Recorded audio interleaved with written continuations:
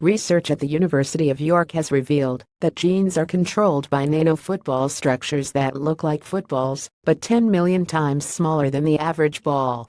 By placing tiny glowing probes on transcription factors, special chemicals inside cells which control whether a gene is switched on or off, researchers gained a remarkable new insight into the way in which genes are controlled.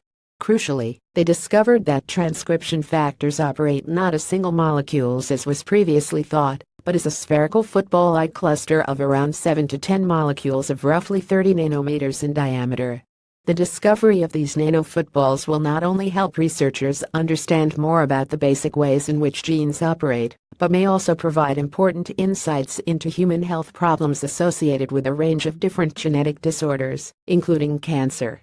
The research, supported by the Biotechnology and Biological Sciences Research Council (BBSRC) and published in ELIF, was carried out by scientists from the University of York and the University of Gothenburg and Chalmers University of Technology, Sweden. The researchers employed advanced super-resolution microscopy to look at the nanofootballs in real time, using the same type of yeast cells utilized in baking and brewing beer. Professor Mark Leake, chair of biological physics at the University of York, who led the work, said our ability to see inside living cells, one molecule at a time, is simply breathtaking. We had no idea that we would discover that transcription factors operated in this clustered way.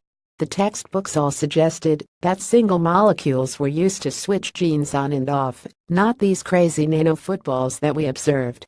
The team believe the clustering process is due to an ingenious strategy of the cell to allow transcription factors to reach their target genes as quickly as possible. Professor Leake said, we found out that the size of these nanofootballs is a remarkably close match to the gaps between DNA when it is scrunched up inside a cell. As the DNA inside a nucleus is really squeezed in, you get little gaps between separate strands of DNA which are like the mesh in a fishing net. The size of this mesh is really close to the size of the nanofootballs we see. This means that nanofootballs can roll along segments of DNA, but then hop to another nearby segment. This allows the nanofootball to find the specific gene it controls much more quickly than if no nanohopping was possible. In other words, cells can respond as quickly as possible to signals from the outside, which is an enormous advantage in the fight for survival. Genes are made from DNA, the so-called molecule of life. Since the discovery that DNA has a double helix shape, made in the 1950s by pioneering biophysics researchers, much has been learned about transcription factors which can control whether a gene is switched on or off. If a gene is switched on, specialized molecular machinery in the cell reads off its genetic code and converts it into a single protein molecule. Thousands of different types of protein molecules can then be made, and when they interact, that can drive the building of all of the remarkable structures found inside living cells. The process of controlling which genes are switched on or off at any particular point in time is fundamental to all life. When it goes wrong, this can lead to serious health problems.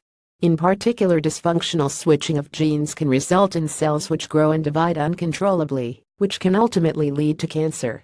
This new research may help provide insights into human health problems associated with a range of different genetic disorders.